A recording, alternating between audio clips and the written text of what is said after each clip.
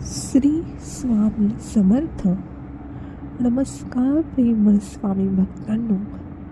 स्वामी आपल्या सर्वांच्या चांगल्या इच्छा पूर्ण करोत, एवढीच मनापासून प्रार्थना. देव तुम्हाला 12 तासांपासून हा संदेश पाठवण्याचा प्रयत्न करत आहे. देवाला तुमच्याशी ताबडतोब भेटायचे आहे. तुमच्याकडे देवासाठी 5 मिनिटे आहेत का? देव तुम्हाला काही अनपेक्षित चमत्कार आणि आशीर्वाद देत आहे. स्वीकार करून घेण्यासाठी तुम्हाला हा संदेश शेवटपर्यंत ऐकणे गरजेचे आहे. जर तुम्ही हा संदेश अयशस्वी झालात तर तुम्ही तुमच्यासाठी असलेले मौल्यवान आशीर्वाद गमावू शकता. स्वीकार असल्यास व्हिडिओला लाईक करा आणि कमेंटमध्ये योजना महान आहे असे टाईप करा. मला आशा आहे की ते इतरांसोबत शेअर कराल. दररोज देव तुमचा विचार करतो. प्रत्येक तासाला देव तुमचा शोध घेतो. प्रत्येक मिनिटाला देव तुमची काळजी घेतो, कारण प्रत्येक सेकंदाला तो तुमच्यावर प्रेम करत असतो. पावलोपावली अनेक संकटे तुमची वाट बघत आहेत. समजा जर तुमची वाटच सामान्य असेल तर संकटे पण काही फार मोठे नसणारच. ध्येय मोठे असले तरी तिथे संकटेही मोठेच असणार. विचार करा तुमचा, इतरांच्या आणि विश्वशांतीचा पण आठवण ठेवा की तुम्हाला सर्वात योग्य कार्य करूनच या जगाचा निरोप घ्यायचा आहे. यामध्ये सर्वच लोक यशस्वी होतील असा हा मार्ग सहज सोपा नाही. म्हणून माणुसकीचे ध्येय अंगाशी बांधून वाट बघा त्या क्षणाची जो तुम्हाला पोचविणार आहे. त्या सर्वोच्च शिखरावर पण ध्यानातही ठेवा. यशस्वी होण्यासाठी इतरांसाठी निर्दयी शब्द वापरणे आणि वागणे कधीच योग्य होणार नाही.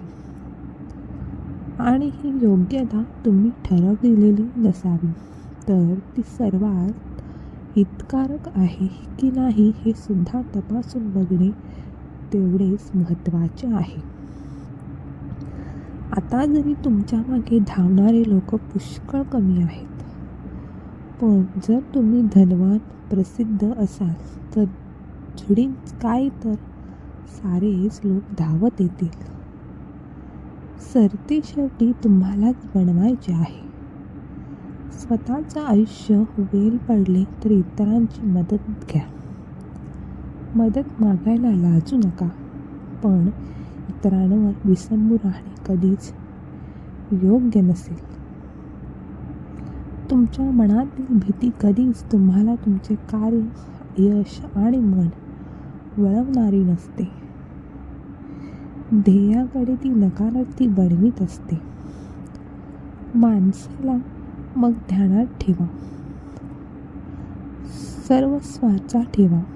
शांत चित्त तुम्हाला प्रथम बनवायचं आहे. शांत, कर्मठ, कठोर कार्यतत्परता म्हणजे यश समजा. सर्वच जण इतरांप्रमाणे वागतील, सर्वच तुला कमी लेखतील. फक्त ध्यानात ठेव की तू कधीच कमी नाही. त्या सर्वांपेक्षा तुला सर्वजण हिणवतील तरीसुद्धा याद राख, ज्यांच्यात काहीतरी वेगळेपणा आहे तेच तुझ्यात आहे. जगाला विस्मित करणारे कर्तृत्व अंगात तू निर्माण कर. रोज सकाळी सूर्याच्या नवीन किरणाबरोबर तुझ्यात नवीन शक्ती संचारत आहे. सोनेरी किरणांचा वर्षाव बेधुंदपणे तुझ्याकडे वाहत आहे. मी लहान आहे, माझ्याने होत नाही असे कधी म्हणू नकोस. तुला अशाच प्रकारे जगायचं आहे जिथे तुला मान मिळेल, जिथे तुला मत ठेवण्याची मुभा मिळेल. मनात ठेव नेहमी सकारात्मक विचार. तेव्हा कुठे तू या जगात स्वाभिमानाने जगू शकणार.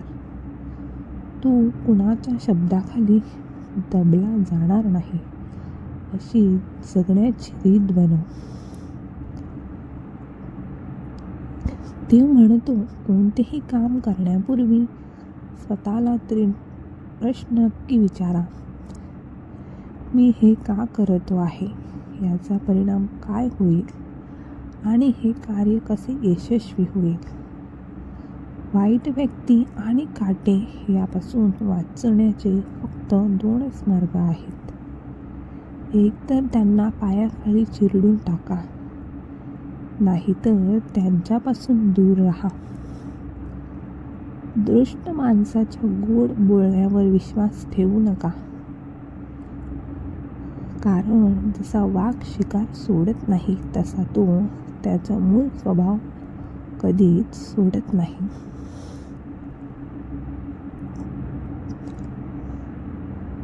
ज्याला लोकांचा स्वभाव आवश्यकतेपेक्षा जास्त साधा, सरळ आणि सहज असतो, त्यांना आयुष्यात अडचणींचा सामना करावा लागतो. धूर्त आणि लोभी लोक यांच्या स्वभावाचा गैरफायदा घेऊ शकतात. अशा लोकांना दुर्बल समजले जाते. अनावश्यक स्वरूपात या लोकांना प्रताडना सहन करावी लागते.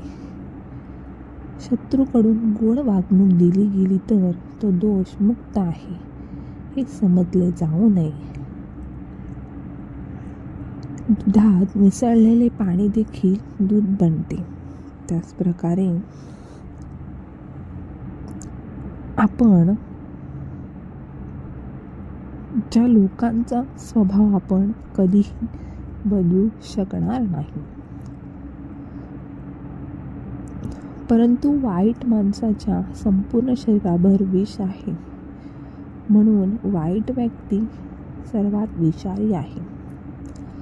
बुद्धिमान व्यक्ती तीच आहे जी तिची कमजोर बाजू कोणाला दाखवत नाही, घरातील गुप्त गोष्टी कोणाला सांगत नाही. आयुष्यात मिळालेला धोका, अपमान आणि मनातील चिंता स्वतःपुरतीच मर्यादित ठेवते. जो उद्योगी आहे तो कधीच गरिबी असू शकत नाही. जे नेहमी ईश्वराच्या स्मरणात असतात त्यांना पाप स्पर्श करत नाही. जे मौन बाळगतात ते भांडणात सहभागी होत नाही. आणि जे नेहमी जागृत असतात ते नेहमी निर्भय असतात. जर नशिबात असेल तर मग प्रयत्न कशाला करायचे असा विचार करू नका. काय माहीत तुमच्या नशिबात हेच लिहिलं असेल. प्रयत्न केल्यावरच मिळेल. श्री स्वामी समर्थ. जय जय स्वामी समर्थ. धन्यवाद.